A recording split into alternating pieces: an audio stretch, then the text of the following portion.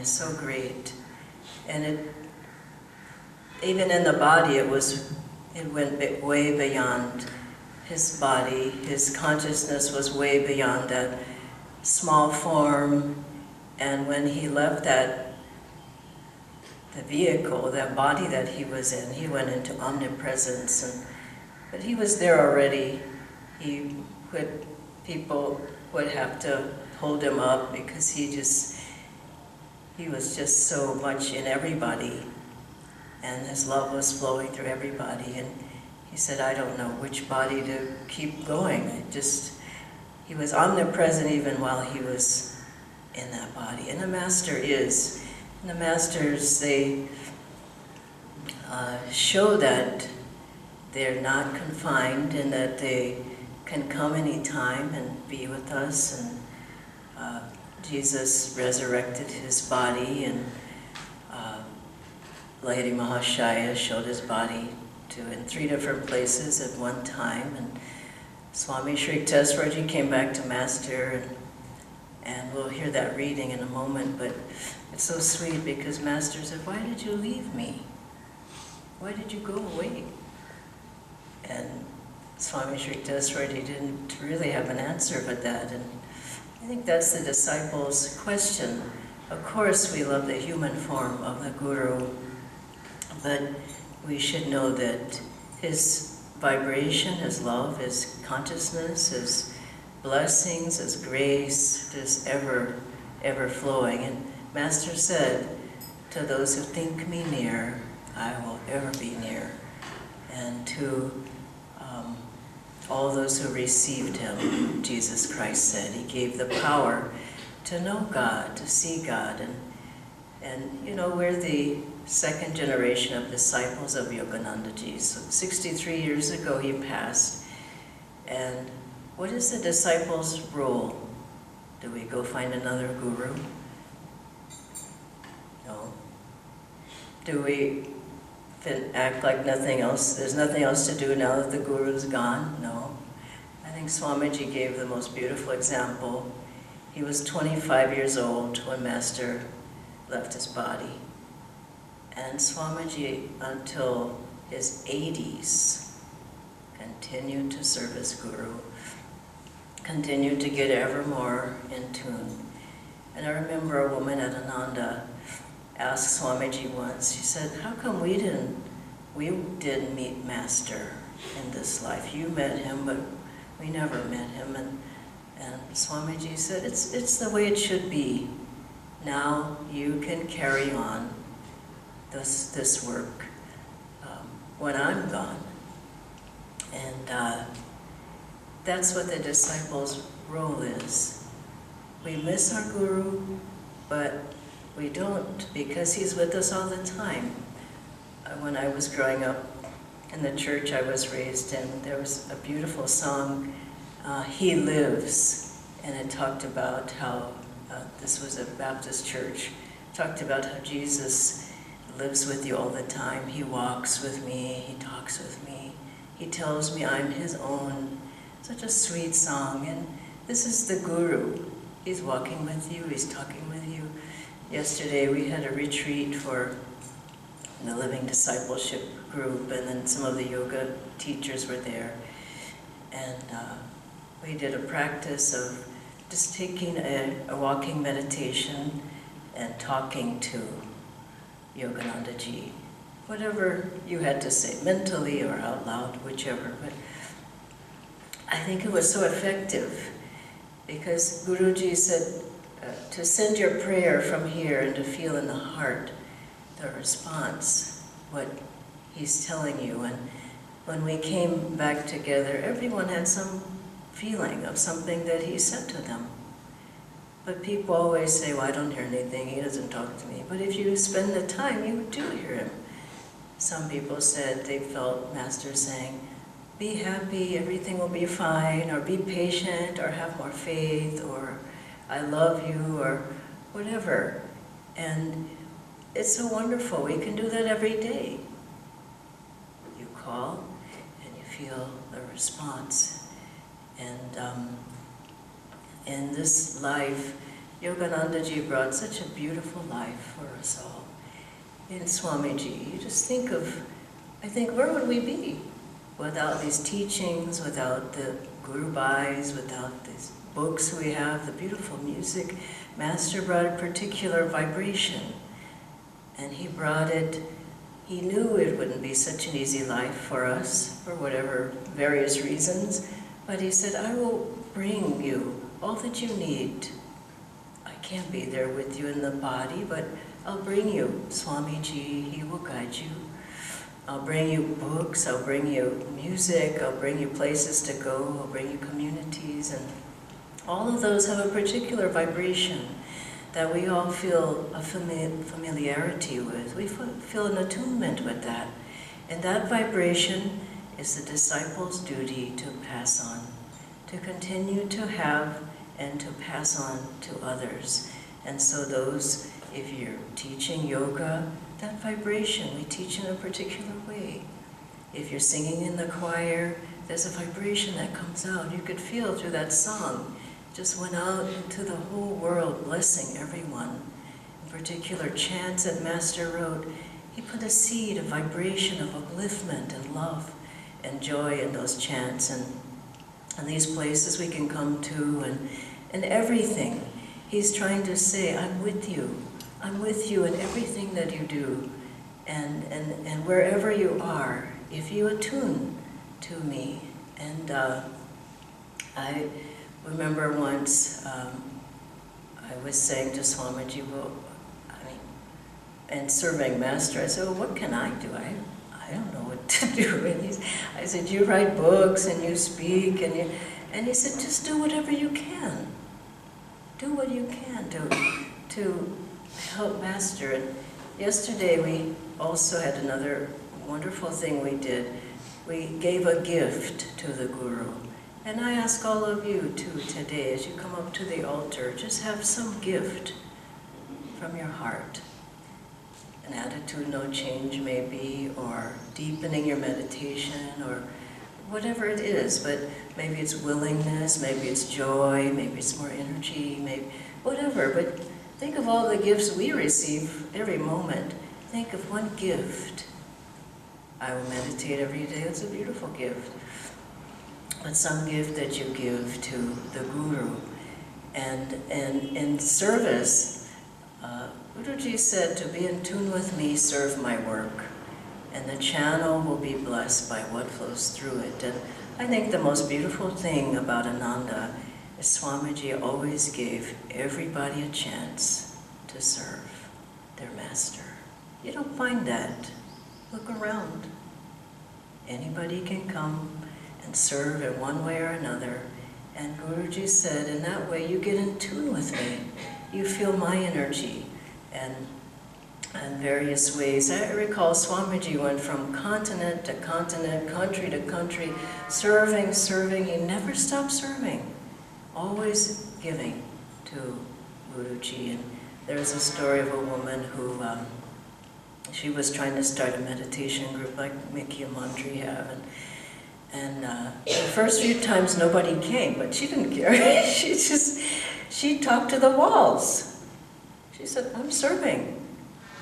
And as she kept going, more and more people came, and she was able to help people. And I remember a very dear friend of mine who had a terminal illness. I won't go into the long story, but she had a year, I think, to live. And she said, well, if I'm going to die now, I'm just going to serve my Guru. She got in her car, she drove all around America, teaching, chanting, writing chants, singing, speaking, and she lived longer and longer. She lived for 10 years. She was supposed to live for 1 year because she was serving her Guru. And she said, whatever happens to me, I want his teachings to go forward. That's the duty of the disciple. In one way or another, healing prayers or music or setting up the chairs or coming. Every time you meditate, you're serving Yoganandaji's ray. Every time you have a kind thought, every time you're willing, every time you're joyful. And what blocks the energy is negativity, moodiness. Swamiji said, and he said, Master said to him once, now, no more moods now, otherwise, how can you help people? And you can fill in the blank, no more anger, no more fears, no more worries, otherwise, how can you help people? Meaning, how can I come through you? Those create blocks. And I heard on one of Swamiji's talks recently a beautiful story. He said he had some difficulty when he was living there with Master. And so Master had a function, and he walked in, and Swamiji was thinking, you know, this problem. And Master looked at him, and he just smiled, like, I know you're going through that, and my blessing is there. And so then Master walked by. So Swamiji didn't let go of it. He kept going, you know, I'm still worried. So he said after that, Master just ignored him. He didn't take the blessing. He didn't open. He said after that, he just ignored me. And his point was, the blessing's always there. And as you open, the Guru is trying to help. But if we keep going with the same thing, he just ignores you and says, well, figure it out for yourself. And I recall when Swamiji, one of the last years of his life, I asked him, I said, Swamiji, when you leave this earth, will you be able to help us as much as you've helped us already? And his answer was very interesting. I'm still meditating on it. He said, I really hope so. And I thought, does he not know, or does he know? I mean, he should know. But he said, I really hope so. And it took me a long time to understand what he meant. He was saying, of course, I will be there. Will you be able to reach me? Understand? Will you be in tune? Will you keep yourself uplifted so that I can help you? And that's how we reach. In other words, we can't expect the masters to keep reaching down. We have to lift ourselves and try to reach upward to them. And in that way, I was thinking of the chant, Door of My Heart. So beautiful. And but you know, it has these beautiful words. Open wide I keep for thee. Now wilt thou come just for once? Now open wide. How many people's hearts are really open wide, ready for God? Open, close, open, close, open, close. Open wide. And open wide, how? By doing the Guru's, practicing his teachings, by right attitudes, by chanting his chants, by reading the books, by doing the practices. This is how you get open wide. And the thought came to me that after Master's passing, he appeared to people. I mean, I know of at least 3 or so people that Master, I mean, they said Master came to them, and one is in the path where these people were coming from India to California to see Master's body after his passing, and they didn't make it. And the one man said that Master appeared to him and embraced him in India. He came to him. And there was a woman at Ananda village who, I've told this story, so I won't go into it long, but she saw Yoganandaji at Ananda, and she wasn't a member, she was a mother of one of the people there. And he said, she said, well, do you come here often? And he said, I'm here all the time. And she was able to tell that to the people at Ananda. Very, very sweet. And then one time, something happened here in India with the family that, I won't say the names, but one of the children saw Yogananda. And this was after a very sacred ceremony, the discipleship ceremony, and this was many years back. And the children came up as well to get blessings with their parents, not as disciples, but just as a blessing. And the next day, her mother phoned me and said, "Oh, you must talk with her because something happened." And I said, "Okay." So I talked with her, and she said, "I saw Master." And I said, "Well, was it a dream, or were you asleep and you woke up?" And she said, "No, no, no, no. I think she was maybe 13 or 14 at that time." She said, "No, I saw him. He was in my room." And I said, "Well, what happened?" She said, "I was sleeping, and then I woke up. There was a feeling in the room, and I looked, and he was at the door." And I said, "Oh my." I said, "What did you do then?" She said, "I pulled the covers over and I hid." And that, to me, made this story absolutely true, because what would a child do? Like, whoa. But how dear that she was that open. But that's rare.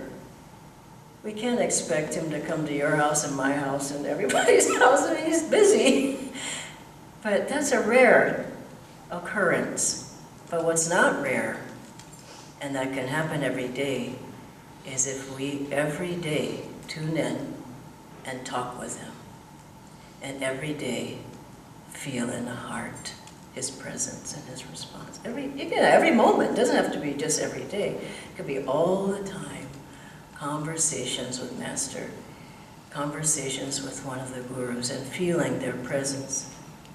And with the beautiful dream I had of Yogananda Ji, it seems the right day to tell this dream again. But it's so sweet that there were many people who were with Ananda, and the only person I remember was Swamiji was there.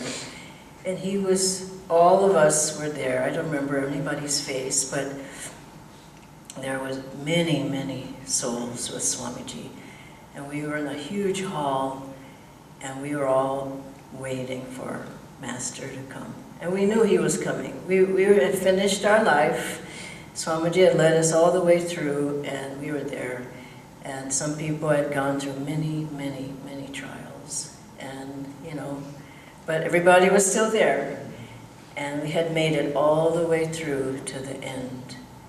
And then suddenly the doors, I remember there were double doors, and they flew open, and in walks Master.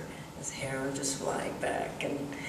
And he was chanting a very strong, I never heard it before, a beautiful chant. And he was just so happy.